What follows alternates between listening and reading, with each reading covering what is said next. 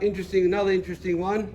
They're all interesting in this place. Another one. Oh yeah, we like different things. So this is 1972 HQ LS Monaro, which was a luxury sport. So you know, twin headlights like the Premier. A lot of them were 253. It's auto and it's got electric windows. So and a few other options on it. If you can see, there's no Monaro wheels, just the normal Kingswood wheels, and there's no floats on the guards because it's not a GDS. So the chap that bought it, again, it's a luxury sport. Yeah, so luxury it's sport, we'll say luxury as in the creature comforts, yes, and sport as in coupe body. Yeah, column shift auto. Yep. So when he bought it, the car was 1 year old. He nearly never bought it because it had electric windows. He was scared that they were going to stop working, and they still work. So he restored that. They're an Italian family from Cobram. The car's well known. They were growers, you know, fruit and all that. Yep. He restored the car in 2010 and passed away afterwards. So, so his name was Reg, and his wife was the name Rosa. So yeah, it's been in the family for a long time. So. Yeah, nice. Yeah. Again. Another interesting car. They're all interesting, aren't they? Yep. So this is HQ 350 4-door. So some people say, oh, they didn't do 350 4-doors. Yes, they did. So it's a Monaro GDS. And some people think they only did 2-doors. They did 4-doors as well. So the 350 came out in the coupe mainly, and the Statesman, the HQ Statesman. These were made towards the end of the run. They still had some 350 motors left because they were quite costly compared to the Holden V8. So they built 269 of these. I think they called them XW8 pack. This is an interesting car because it's tagged as a 350 and all that, but it's tagged as a 4-speed. Oh. But it's an auto. Apparently they had no auto tags. No, they run out of manuals. So when this is getting made down the line, they'd already tagged it, and there was no gearboxes. There's no gearboxes left, so they put an auto into it. So it's quite interesting. So turbo 350 or 400. 400. Yeah, 400. I think. Yeah, I think that's what they had in it. Yeah. So it's quite interesting. So yeah. Yeah, turbo 400. Yeah, and then this one here. HZ GDS. Some people call them Monaros, but they were never called a Monaro. They were called a GDS. So they were quite luxurious. They had 4-wheel discs. This is a 4-speed. This one 308. Yep. You could get air, electric. You could get all the accessories you wanted. They're a nice looking. So like car. a Statesman without the sporty one, quarter panels. Yeah, exactly. So I'm noticing that they've got the overriders on the bumper. I'm going to say that was Statesman, but possibly accessory for these. Yeah. Blacked out headlights. That was standard, I think. GDS and Sandman. Yeah. At a guess. Again, they changed their minds. Manual. Yeah. Cool.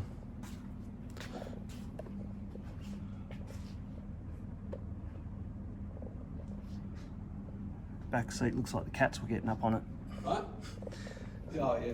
Looks like the cats have been climbing inside the car. And it hasn't been restored. It's had No. a touch up here and there. There's a few different colours through it. Nice though. Yeah. Beautiful. All right. All right.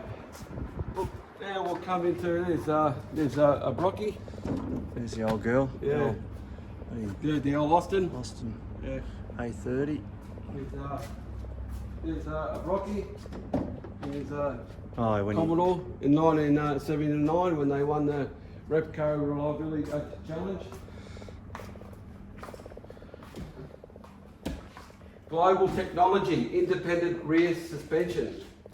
Designed by GM in Germany, developed and refined here by Holden engineers to suit our unique and diverse condition. So are they classing unique and diverse as potholes because the government won't fix the roads? Oh mate, don't talk about potholes, mate. they're everywhere. So this is we call this our engine room. So we've got various engines in here, all different styles. We don't have everything in here. And then you've got your timber cars in here. I wish I had my list. There was a gentleman here the other day talking to Mark who worked on these, and we used to think this was some type of Chimera. This was a RB Gemini. We know that's a VT, and we know that's a Chimera wagon. But Mark's written it down what these actually were. Isn't it? Yeah. A Nova? Holden Nova they had? Yeah, maybe Nova. It's written down. There's nothing in there you can see. It's just cardboard. So again, these were given timber to us.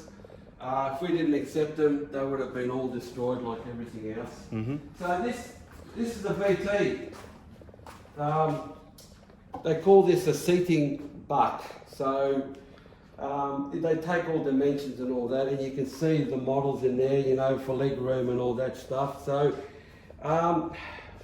this is where things kind of changed for Holden. Holden had invested a lot of money in the VT, and they were going to send them to America, like in a big way.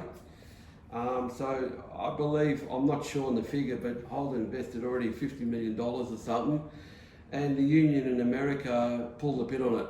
So they went on strike and didn't want us to build cars for them and all that. You were taking away American jobs and all that. So, and that bloody canned that idea. So they end up going to Saudi Arabia. They sent a lot over there, export, and they were the Middle East, Saudi Arabia. So they were they badged them as a Chevy Illumina. So I had a guy here not that long ago, and he worked for Holden, and a lot of these cars that went to Middle East and all that, they had big radiators on them. They put big radiators because the fuel's so cheap there, and it's so hot, they just leave the cars running all the time. They don't turn them off. To keep the aircon going. Yeah, because it's like 3 cents a litre or whatever it is, you know. Yeah. They just keep them running. So, so that's unfortunately the American market. And then I know Peter Hamburger, the manager, he pushed the export. He brought the Monaro back, exported. But I mean, the Americans that bought our Holdens over there, they loved them, but they weren't advertised. Yeah. You know, be in the showroom in the corner, you know. Yeah. Oh, that's the tail shaft I was talking to you before about. So the prop shaft, tail shaft, the very last one made for the Holden V8, and driveline components since 1952. So yeah, crazy. So they were across the road. They were in McNaughton Road, across the road from Bosch, and Dulux and all that. So yeah, again, Bosch did a lot of work for Holden as well. So you've got various engines, Holden engines. Any of these running? Or runners? Oh, I'm not sure. So they were just wheeled in as displays from Holden? Yeah. They said, here you go. This is before our time. You want them? If not... In the bin? Yeah, they just bin everything. I mean, stuff came from South Australia as well, from Burwood and all that. Extra plate, display stuff, so... Yeah. You know... These are all getting sold in the auction? Yeah, all getting sold in the auction. So some of them have got cutaways.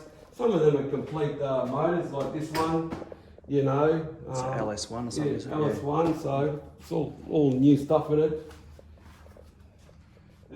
Vectra. So if you've got if you're an apprentice, a boss and want to teach your apprentices how things work, come down to the auctions, look at buying something that's a cutaway, and you can actually show them how it all worked.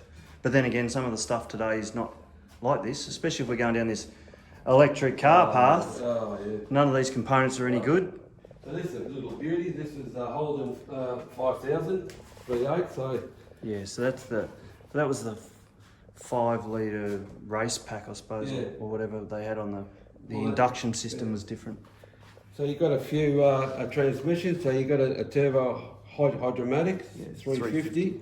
Got some interesting stuff. You've got a FJ exhaust system, and then you got your V8 Holden Commodore. So it's probably maybe the VS era. 1 millionth.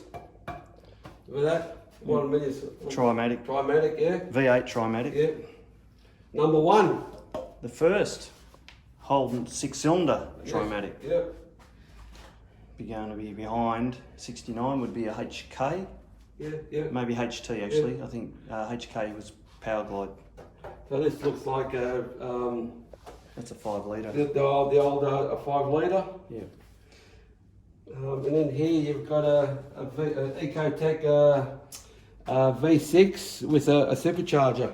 Yeah. So In the Statesmans and things like that. Statesman and the Monaros, and something I learnt not that long ago when they brought back the Monaro, you know, in the VT, VX. The Commodore shape. Well, you know, you could get your V8 and you could get your supercharged. CV6. Yep. So so you had your older 5 litre, Yep. right? And you had these, but apparently you could only get these in the automatic, because if they were manual, they'd outperform that. Jeez. Yeah, or it would, Holden wouldn't want that. it would come close. You know what I mean? Yeah. So you could only get that in an auto version. Yeah. There's a few colourways. So Aussie 4-speed, all synchro.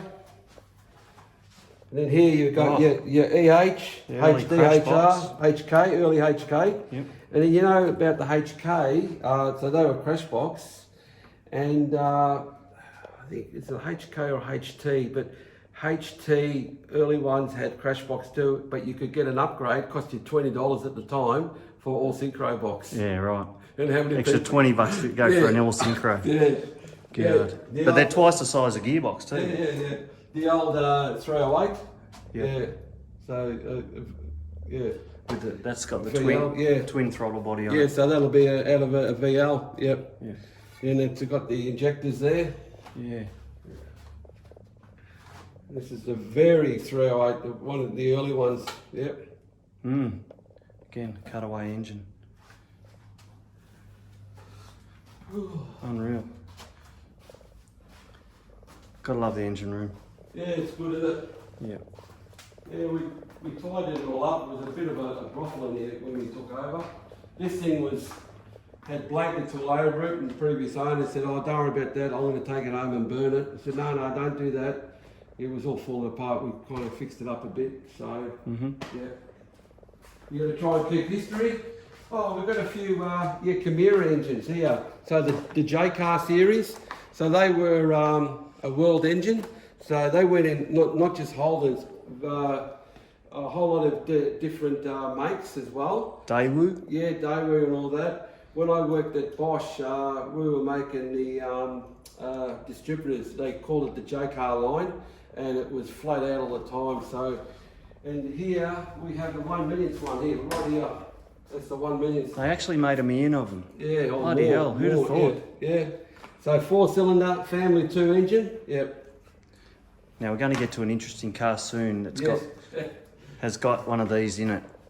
So this one's the first of when they brought out the Commodore. So this is the VB. So this was the first of them. And look. So this is from the end of HZ Yeah, to go WB. WB. Is still around, so. Yeah, and then we went into Commodore. So this is based on the Opal, and then Holden refined it, changed it to air conditioners, put V8 in them as well. Yeah. Some people still wanted a big car, so they kept making the WB, the Caprice or Statesman. Statesman, yeah. They made them right up to April '84. So Yep. this car is very interesting. Holden actually bought this one to put it into their collection. It's only got 16,000 kilometres. They found it in Tassie, so they bought it at auction. They call this one it's got a 310 pack in it. Yeah, right. So it's just pre-Brock, because Brock's Commodores came out in the VC, the model afterwards. So, Yeah, so he was in Tirana still. so these come out 78, 79, 310 pack. It's SLE, top of the range. So it's a well-optioned VB Commodore with the Desire V8 specs. The highly optioned V8 Commodore SLE was fitted with the rare 310 pack, as stated, on the compliance plate, consisting of a L31 5-litre high compression V8 turbo hydromatic and limited slip diff. So it was clearly for the performance enthusiasts. Yeah. So this is pre-Brock. Yep. So this is where Holden's just started going. HDT comes in and goes, well, now we need Commodores instead of Tiranas. And then they build the VC to turn into their first Commodore race car. Obviously the Tirana wasn't getting built anymore. No. Yeah, the Tirana, well, this is 78, 79. I think the LX, the UC. Oh yeah, the UC, yeah. But they didn't race. The UC, no, I know that, but they made theirs till 79, I think. Mm-hmm. Yep. Can we pause for a minute?